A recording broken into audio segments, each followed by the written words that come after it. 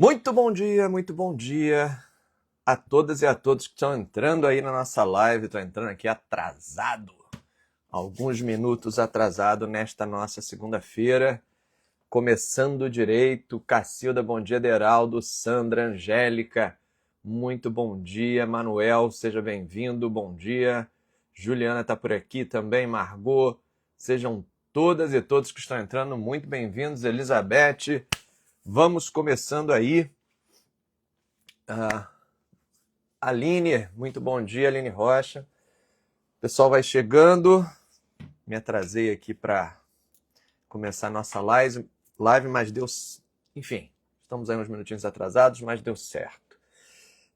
Fixei aqui o comentário da nossa live de hoje e ele é um tema para lá de controvertido, é um tema que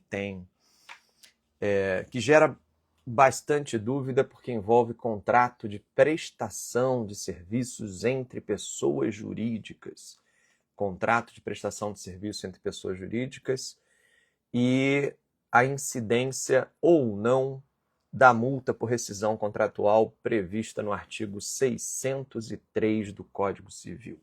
Então, contrato de prestação de serviços entre pessoas jurídicas e a incidência ou não da multa por rescisão antecipada de contrato, prevista no artigo 603 do Código Civil. O que diz o artigo 603 do Código Civil, nosso tema central hoje?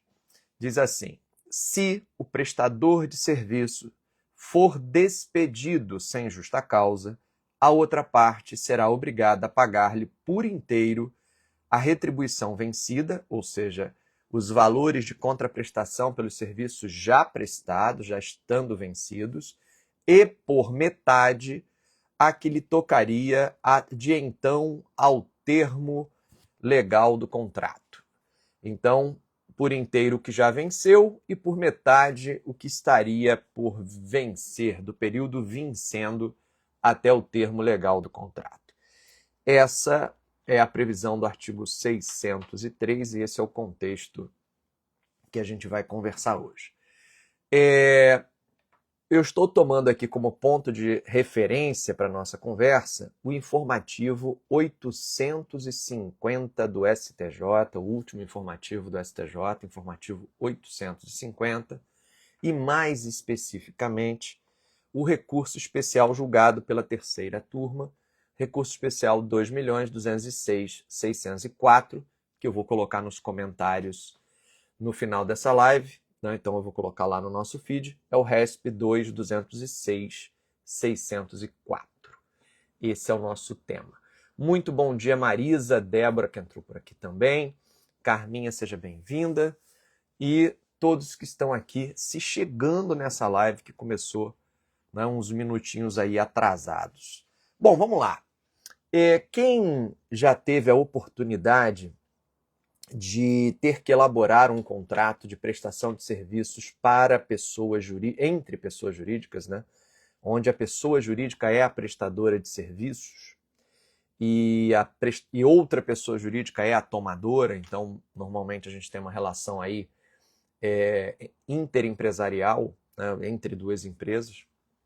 Quem já teve a oportunidade de revisar ou elaborar um contrato desse tipo, já deve ter passado pela dúvida ou pelo desconforto de olhar para a legislação, principalmente para o Código Civil, olhar para os dispositivos legais que tratam do contrato de prestação de serviços no Código Civil e se deparar com uma legislação que faz várias referências a um prestador de serviços, pessoa física, pessoa natural. Então, vários dispositivos da regulação do Código Civil sobre a prestação de serviços fazem alusão a um prestador de serviços que estaria emprestando ali a sua mão de obra na pessoa física, na pessoa natural. E por causa disso, justamente por causa disso, porque historicamente o contrato de prestação de serviços do Código Civil ele tem a mesma origem do contrato de trabalho lá no Código de 1916. Não tínhamos o contrato de trabalho, então tudo era prestação de serviços. Como havia uma origem comum, muitas das disposições legais são semelhantes, fazem referência de forma semelhante à legislação trabalhista. Embora, obviamente, sejam dois contratos sujeitos a uma incidência de uma legislação diferente e a uma jurisdição diferente, a gente encontra nessas legislações pontos de interseção, pontos em comum.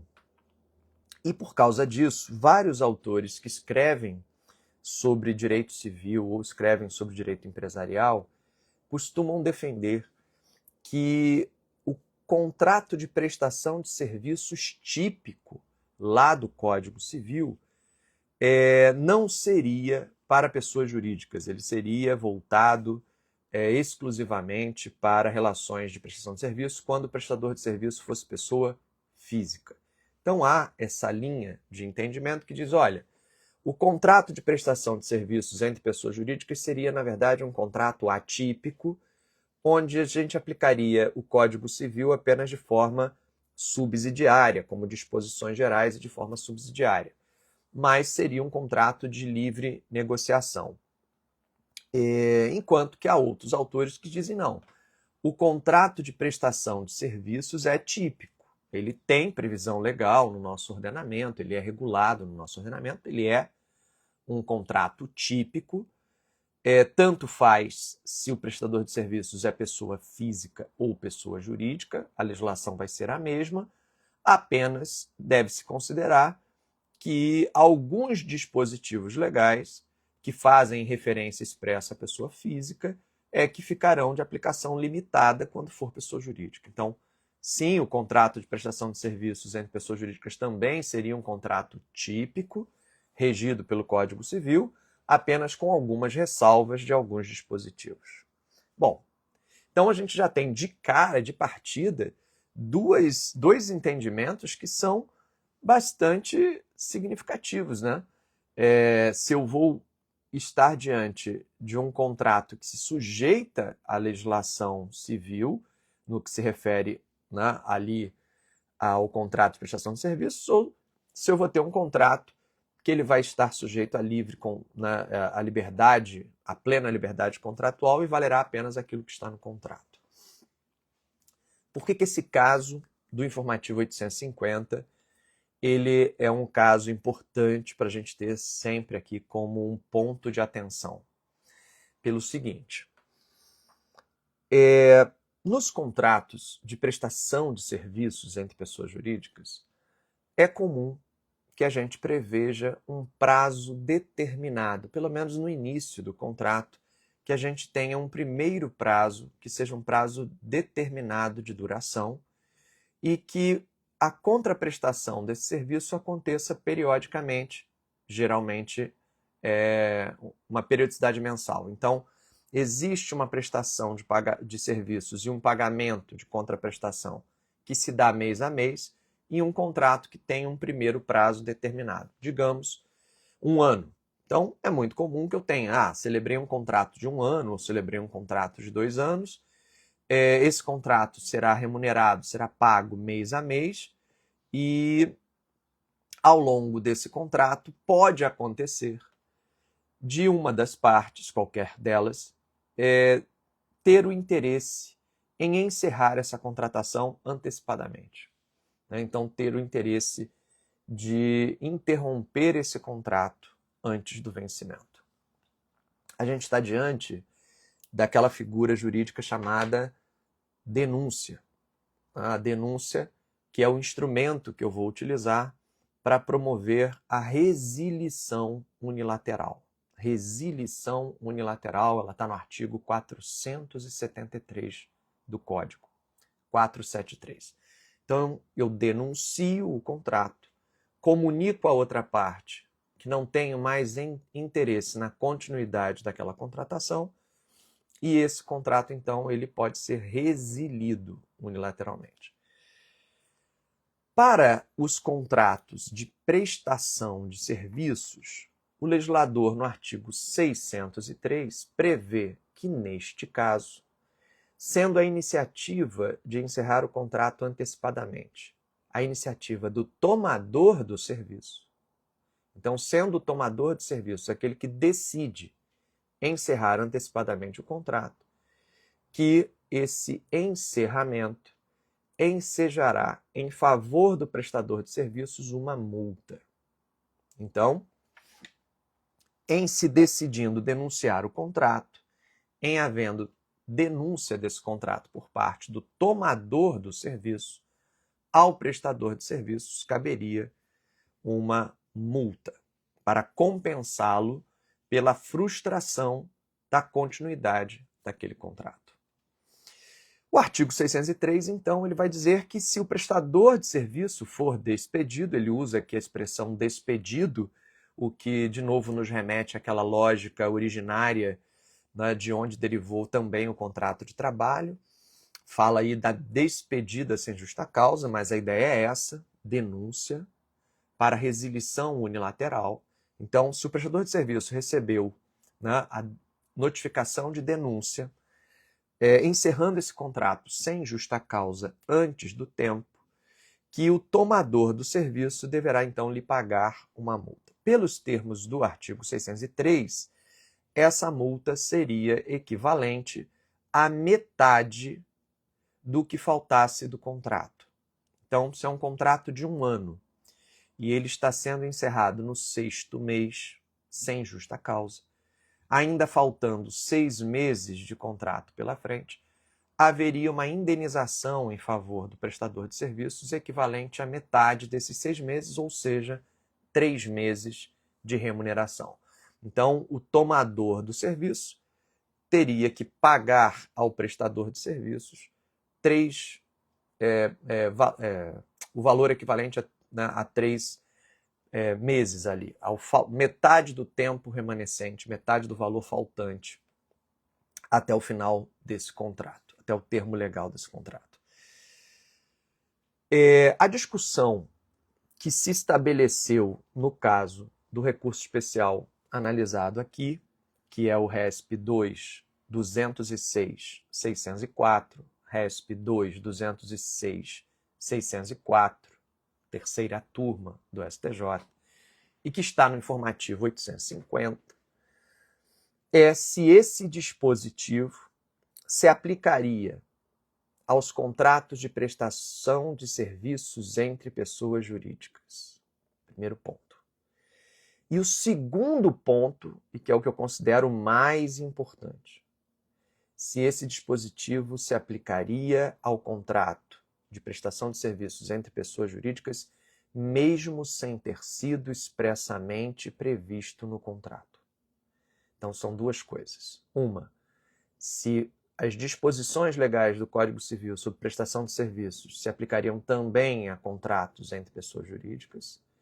E 2, se essa multa do artigo 603, se essa indenização do artigo 603 se aplicaria nos contratos entre pessoas jurídicas, mesmo sem expressa previsão no contrato. E o STJ, neste caso, entendeu que sim, a legislação civil, ao tratar do contrato de prestação de serviços, que estaria também tratando do contrato de prestação de serviços entre pessoas jurídicas. Então, a terceira turma entendeu que, mesmo que as partes contratantes do contrato de prestação de serviços sejam pessoas jurídicas, o contrato é típico. E, portanto, o Código Civil, na parte que regula a prestação de serviços, seria, sim, aplicável. Ah, André, mas eu posso dispor em contrário, eu posso ter cláusulas contratuais livremente pactuadas, regulando de maneira diversa da maneira como está estabelecido na lei civil sobre prestação de serviços? No caso, nós vamos ter que analisar que, em se tratando de um contrato paritário e simétrico entre duas pessoas jurídicas, supondo que seja um contrato paritário e simétrico entre duas pessoas jurídicas, que eu vou ter que fazer uma interpretação que considere o artigo 421-A, além, obviamente, das disposições do Código Civil sobre contrato de prestação de serviços. E o que o 421-A diz? Ele diz que as partes têm maior liberdade para regularem certos aspectos da sua contratação. Então a resposta é sim, eu vou poder ter nesse contrato, em que as partes gozam de uma posição de paridade e de simetria, uma maior liberdade para ajustar as regras que valerão entre elas dentro daquela operação econômica. Entretanto, o ponto de atenção é: e se eu não regulei? E se o meu contrato nada previu a respeito de certos aspectos da contratação, como, por exemplo, a rescisão antecipada sem motivo, a resilição unilateral, a demissão sem justa causa do prestador de serviços? Se o meu contrato tivesse previsto, entre essas duas pessoas jurídicas, que a resilição unilateral poderia acontecer bastando uma denúncia antecipada de 30 dias, ou uma denúncia antecipada de 60 dias, não incidindo multa, mas apenas o pagamento do mês de aviso. Se o meu contrato tivesse expressamente afastado a indenização do artigo 603, entre duas pessoas jurídicas que tivessem contratado ali num ambiente de paridade e de simetria, essa cláusula tenderia a ser reconhecida como válida, plenamente eficaz, há vários julgados nesse sentido, e a considerar que essa foi a maneira como as partes quiseram alocar o risco de um encerramento antecipado, e tudo bem. Então, se as partes tivessem ali dito que esse contrato vai viger por 1 ano, mas se houver interrupção antecipada, bastará que se observe um aviso prévio de 30 dias, 60 dias, enfim, isso já seria suficiente para afastar indenização ou multa contratual. A tendência é essa cláusula ser considerada válida e eficaz entre duas pessoas jurídicas livres em posição de paridade e, com isso, afastar o risco de uma indenização elevada. Por outro lado, se eu silencio no meu contrato e não adoto nenhuma regra específica para o caso de resilição unilateral, o risco que eu vou correr é o de atrair a incidência do artigo 603. Porque se para a terceira turma do STJ as regras de prestação de serviços do Código Civil são, sim, aplicáveis aos contratos entre pessoas jurídicas e não apenas aqueles envolvendo pessoa física, se sim, são regras típicas aplicáveis também a contratos entre pessoas jurídicas, então, na ausência de previsão em contrário, a solução seria aquela oferecida pelo legislador. Então, se o meu contrato tem uma lacuna, como eu vou preencher essa lacuna? Eu vou preencher essa lacuna com o que a legislação que regula essa matéria previu. E aí, a legislação, nesse caso, o artigo 603 do Código Civil, prevê uma indenização por encerramento antecipado do contrato, equivalente à metade dos valores devidos até o final da contratação.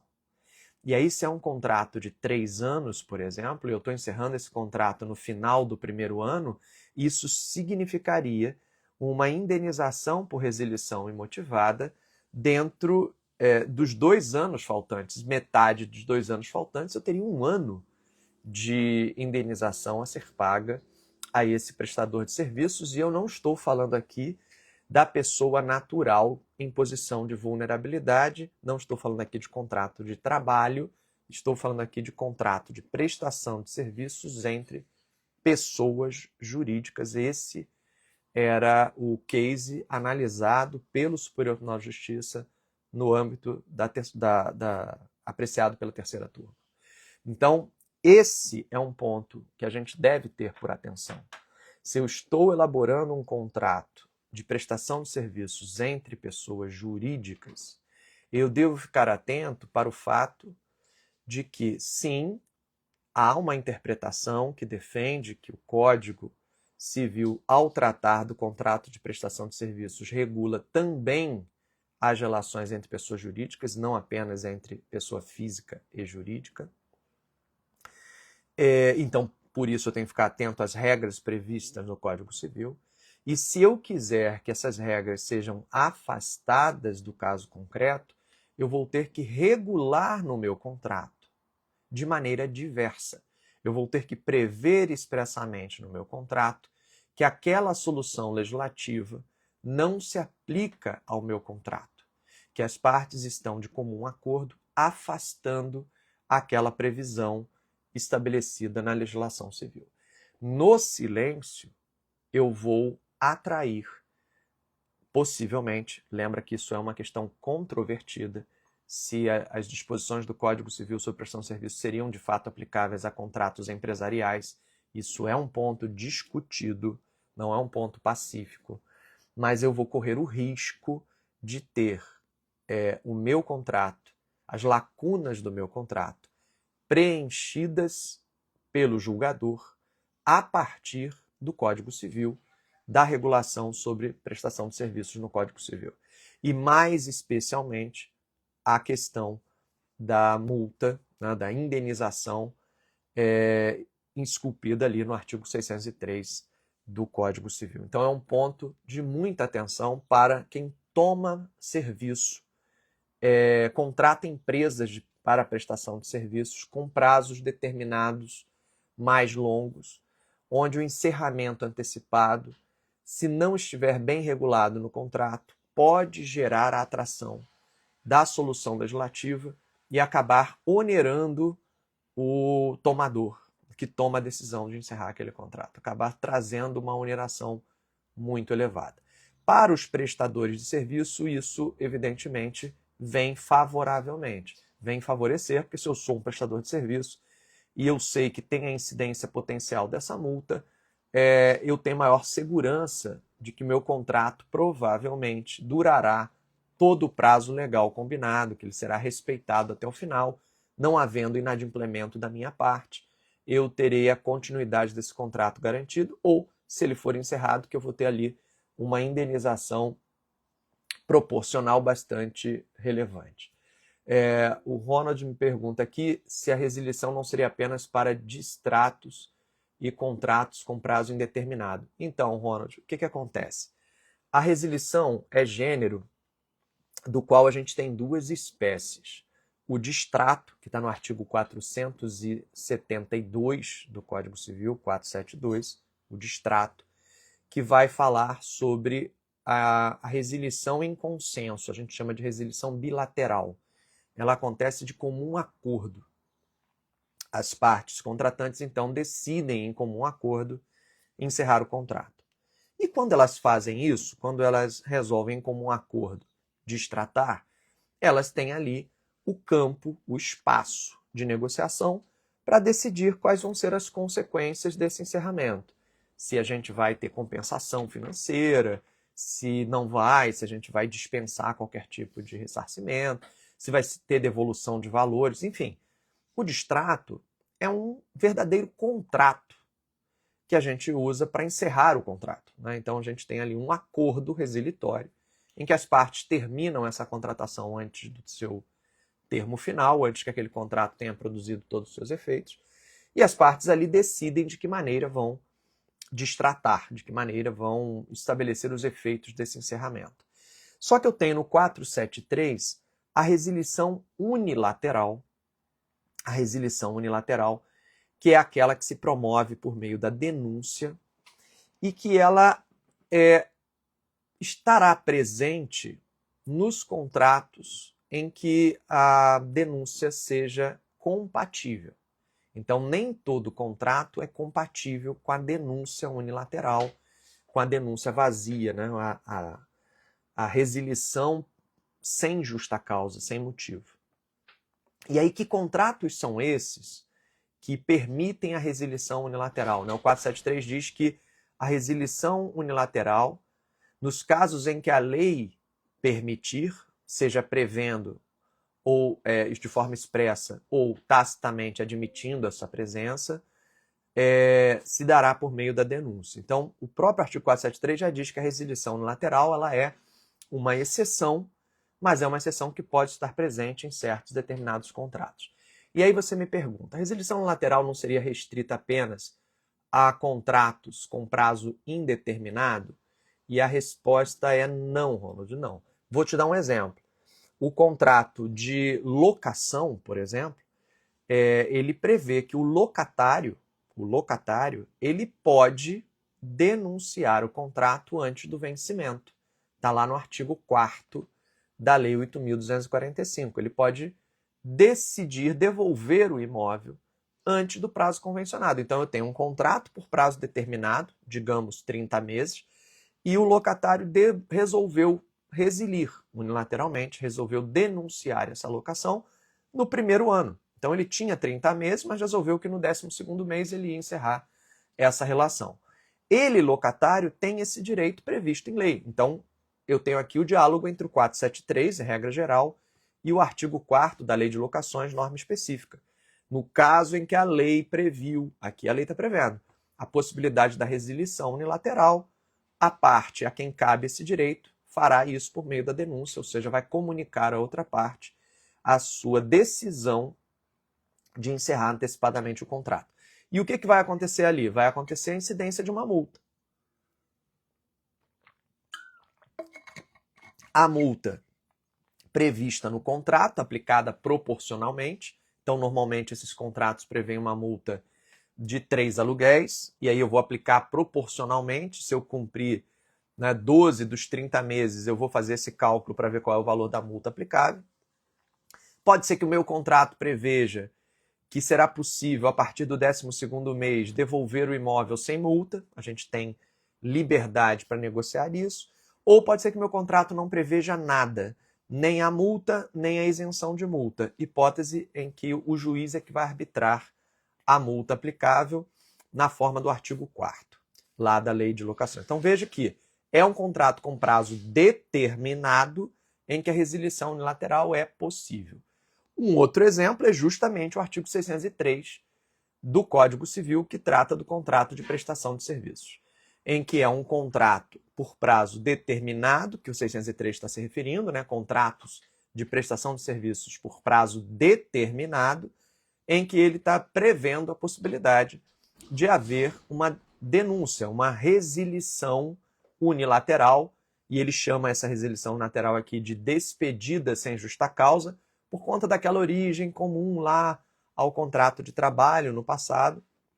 Então ele fala dessa denúncia unilateral, onde a consequência dessa denúncia unilateral, se outra coisa não foi prevista, é o pagamento ao prestador de serviços de uma indenização equivalente à metade do que lhe seria devido até o final do contrato, se o contrato fosse cumprido por inteiro. Então, uma multa equivalente à metade do prazo faltante. Então, Ronald, o que acontece é que sim, eu posso ter em contratos de trato sucessivo por prazo determinado, eu posso ter em contratos também por prazo determinado a possibilidade de denúncia, resilição unilateral. O que eu vou ter que ver é se a lei admite esse tipo de denúncia de forma expressa ou de forma implícita, porque posso ter ali proibição, eu posso ter uma norma proibindo a denúncia. É o caso, por exemplo, do locador. O locador, durante a vigência do prazo determinado, ele não pode pedir o imóvel de volta, é proibido. Então ali eu tenho uma proibição. Mas se não houver vedação legal, o contrato pode sim prever. Então, ou eu vou ter uma previsão legal expressa para isso, ou eu vou ter o contrato prevendo de forma compatível com a legislação. Então, sim, eu posso ter contratos de prestação de serviços ou outros por prazo determinado, com possibilidade de saída antecipada desse contrato, que a gente chamaria de uma porta de emergência, uma saída de emergência. Aliás, contratos de serviços advocatícios costumam ter isso. Quando a gente faz um contrato, a gente chama de advocacia de partido, que é uma advocacia com pagamento mensal para prestar um certo tipo de serviço consultivo ou contencioso, mas que é pago mensalmente. Esse tipo de contrato a gente costuma regular a forma de interrupção antecipada dele. E uma das formas da gente regular é utilizar, por exemplo, o critério de indenização do artigo 603.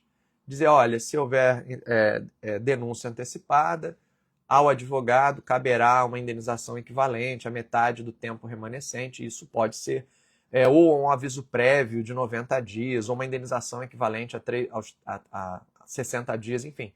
Isso pode ser, sim, objeto de uma válida regulação. Mas, repito, o que mais me chama a atenção nesse caso do informativo 850 foi que era um contrato de prestação de serviços entre pessoas jurídicas, onde não se previu a multa, não se previu a indenização, o contrato não previu, não tinha nada previsto. Houve a denúncia antecipada, ou seja, a resilição unilateral imotivada, e o prestador de serviços pleiteou a incidência do artigo 603 de forma a preencher a lacuna contratual, já que o contrato não tratou do assunto, e em que pese toda a controvérsia sobre se as regras do Código Civil sobre prestação de serviço seriam para pessoas físicas ou se seriam também para contratos entre empresas, o STJ entendeu que sim, seria aplicável supletivamente ali a regra do 603, que o contrato de prestação de serviços do Código Civil, as regras, né, do contrato de prestação de serviços do Código Civil seriam sim aplicáveis também aos contratos entre pessoas jurídicas e, portanto, o que reforça para nós a importância de olharmos para o contrato de prestação de serviços entre pessoas jurídicas com cautela e regular de forma expressa aquilo que a gente não quer que seja regulado pelas regras, né, vigentes no Código Civil. Se eu não quero que aquela regra do Código Civil seja aplicada, então eu não posso deixar em aberto. Eu tenho que me precaver, adotando expressamente uma regra contratual válida para aquelas partes. Então, se eu não quero que a indenização seja aquela do artigo 603, eu tenho que regular no meu contrato um mecanismo diferente, mas de forma expressa. O meu silêncio poderá ser entendido, então, como escolha pela solução legislativa. Nós estaríamos escolhendo tacitamente a solução legislativa e, como eu disse, a solução legislativa pode ser muito pesada, ela pode trazer uma onerosidade bastante grande para o tomador de serviços que quer encerrar antecipadamente a contratação. Então fica aí esse alerta. André, mas eu já vi casos em que a indenização do 603 foi expressamente prevista no contrato e o juiz reduziu. Eu já tive casos assim. Porque pode, e uma coisa não afasta a outra, tá? Eu posso ter previsto expressamente no meu contrato a incidência do artigo 603, prever expressamente no meu contrato a indenização baseada na metade do tempo remanescente e, no caso concreto, o juiz entender que o prazo remanescente é muito longo e que uma multa equivalente à metade do prazo remanescente pode, dadas as circunstâncias, mostrar-se excessivamente onerosa. Apesar de ser uma regra legal, expressamente adotada no contrato, pode haver um controle de excessos pelo julgador. E aí ele vai controlar esse excesso por meio do artigo 413. Principalmente se for um contrato entre pessoas jurídicas, esse controle de excessiva onerosidade ele pode acontecer via artigo 413. Então, são duas coisas diferentes. Primeiro as regras do Código Civil podem ser aplicadas aos contratos de prestação de serviços entre pessoas jurídicas? Para a terceira turma do STJ, a resposta é sim. As regras do Código Civil são também aplicáveis aos contratos entre pessoas jurídicas. A regra do artigo 603 pode ser aplicada na rescisão de um contrato entre pessoas jurídicas? E a resposta novamente é sim, para a terceira turma do STJ. A regra contida no artigo 603, na falta de outra, não tendo sido previsto de forma diversa no contrato, a regra do 603 seria aplicável preenchendo a lacuna, ou seja, como se as partes tivessem implicitamente eleito aquela solução, aquele critério indenizatório.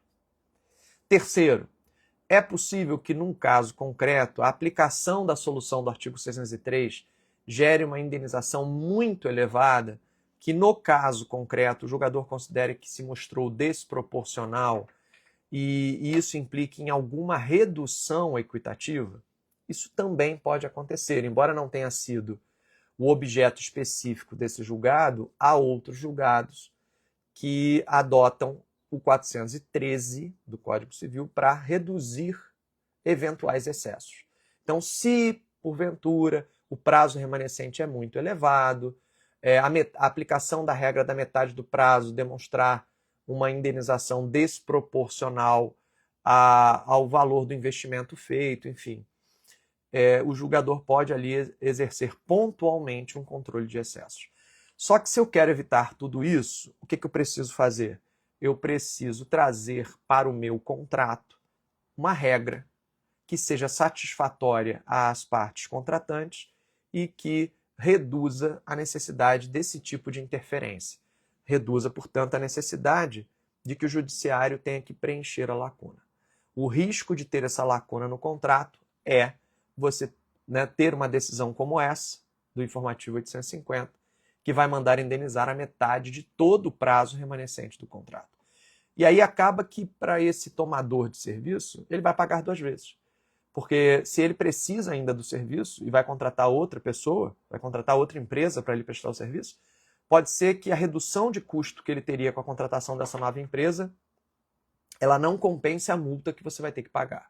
Então, quem usa, por exemplo, serviços de internet dedicada, quem usa contratos de prestação de serviços de tecnologia da informação, com contratos por prazo determinado, mais longos, 1 ano, 2 anos, 3 anos, tem que ficar atento ao risco da rescisão antecipada e de que maneira seria mais conveniente regular esse término de relação, lembrando que no silêncio do contrato a gente pode ter aí a aplicação supletiva da regra estabelecida no artigo 603 do Código Civil.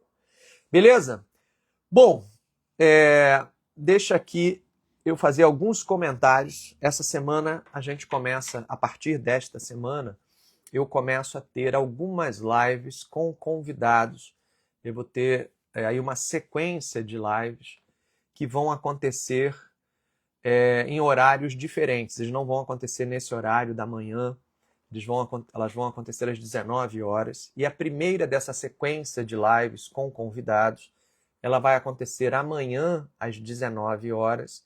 O meu convidado é o professor Renato Porto, professor de Direito do Consumidor, e o tema da nossa live amanhã é justamente a questão dos contratos no Código de Defesa do Consumidor, né? Quais são os principais pontos de atenção, o que mais tem sido debatido no âmbito do direito do consumidor sobre questões contratuais, né? Cláusulas contratuais abusivas, práticas comerciais abusivas no âmbito dos contratos, quais são os grandes pontos que hoje estão despertando a atenção dos consumidores em geral e que tem sido, né, motivo aí de importantes debates, tanto doutrinários quanto jurisprudenciais. Então amanhã às 19 horas eu convido vocês a participarem dessa live, que a gente vai falar sobre direito contratual dentro de uma perspectiva comparativa, né? A gente vai falar do direito contratual comparando com a realidade específica do direito do consumidor, com o professor Renato Porto. Mais tarde eu vou colocar aí todos os detalhes postados, né, todas as informações da nossa live de amanhã. E a gente vai ter, então, uma sequência de lives, já estão programadas. Uma live com o professor Caio Sanas sobre tokenização de ativos, que foi uma questão que já apareceu aqui na nossa live e que eu prometi que eu faria aí uma live sobre o assunto, né, sobre a questão da tokenização de ativos, que tem se tornado um campo de atuação bastante interessante para o advogado e uma forma das empresas criarem derivativos, criarem novos mecanismos, né, novos bens jurídicos. Ficarão disponíveis sim, tá? Elas vão ficar disponíveis. O ideal é a sua presença para você poder interagir, fazer perguntas ao vivo, a gente poder trocar, mas durante um período elas vão ficar disponíveis sim. Depois elas vão sair daqui do Instagram e vão ficar lá no YouTube, no meu canal do YouTube. Mas nos primeiros dias vai ficar aqui sim, vão ficar compartilhadas aqui no feed. Então a gente tem uma sequência de lives com convidados que a gente vai entrevistar. Eu vou ali, né, receber um professor, um jurista sobre um determinado assunto e a gente vai bater esse papo. São lives que vão acontecer às 19 horas, então não se confundirão com essas. Essas aqui a gente vai continuar tendo normalmente. Segunda-feira, 7h30 da manhã, quarta-feira, 7h30 da manhã, essas a gente vai continuar. E a gente vai alternar com essas outras sobre assuntos pontuais, assuntos específicos. Eu vou trazer um especialista para a gente discutir. Perfeito? Então já fica aqui o reforço ao meu convite para a nossa live de amanhã. E em breve nós estaremos aí também informando que será aberta a nova turma do meu curso de prática em direito contratual. A última turma que foi aberta, a última turma do prática em direito contratual foi em outubro do ano passado, em outubro de 2024. Depois disso, as turmas que foram abertas foram do Advocacia Imobiliária. Agora a gente vai abrir novamente, né, uma turma do Prática em Direito Contratual. Então, quem tem interesse, nos próximos dias a gente vai começar aí a divulgar as informações para essa nova turma que vai ser aberta durante aí o nosso mês de junho. E aí muitas informações a gente vai trazer, algumas novidades a gente vai trazer aqui dentro desse canal, tá certo? Muito obrigado pela presença de todos. Super atenção aí nos contratos de prestação de serviços com essa questão do artigo 603. Ela é um ponto de atenção grande nos contratos entre empresas, porque pode significar um custo não previsto, um risco não alocado adequadamente no momento da contratação. Beleza?